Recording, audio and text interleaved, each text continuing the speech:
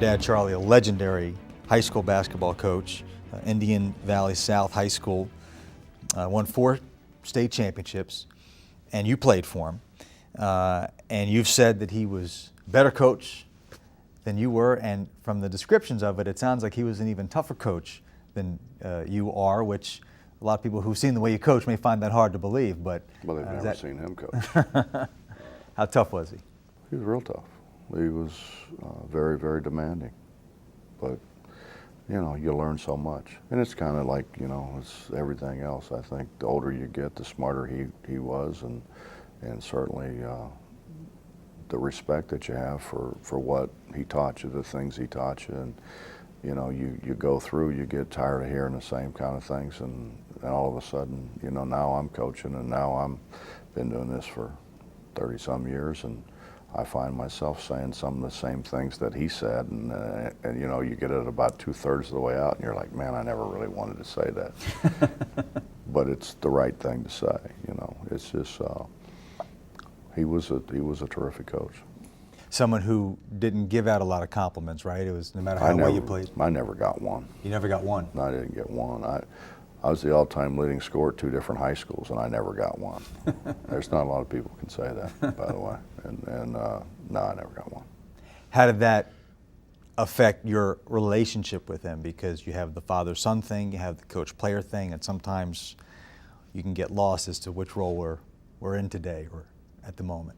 Well, you know, Seth, I think, you know, I grew up like I think a lot of people in that time. I didn't really, when my dad wasn't coaching me when I was younger, I never saw my dad. You know, my dad would get up before I got up to go to work. He lived or he taught rather in a different school district, so he had a ways to go, and so he would be gone before I got up, and generally I was in bed before he got home, and you know, they played on the weekends, and so I'd see him on Sundays.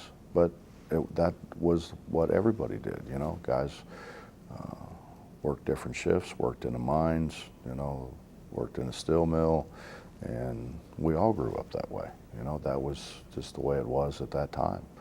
The male was supposed to go out and raise the money and support the family and be the breadwinner.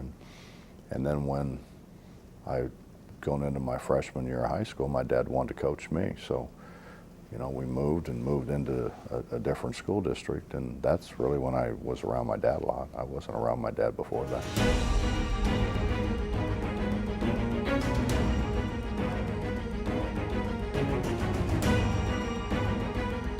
You're pretty tough on your players, as we all know, but you're more tolerant, I think, than a lot of coaches for your players giving back what they're getting. In other words, talking back to you, yelling back at you.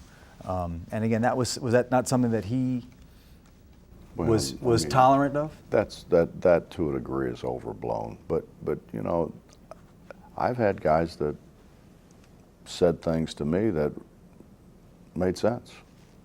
You know, so I think sometimes when you're out there and you're trying to figure things out, and you got guys that kind of understand how to play a little bit, they have better understanding than what I do standing over there watching them. So I think the give and take is, in a lot of ways, is good. You know, I'm not the smartest guy going. I'm not the greatest coach there ever was. So I can certainly learn from them. I think I'm foolish not to learn from them.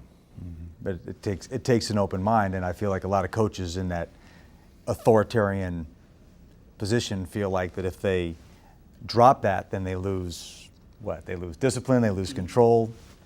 I don't think anybody that's ever played for me didn't think I was in charge. I mean, you know, I tease with them all the time. You know, it's a democracy. I let you guys vote on things. Everything I don't care about, I let them vote on.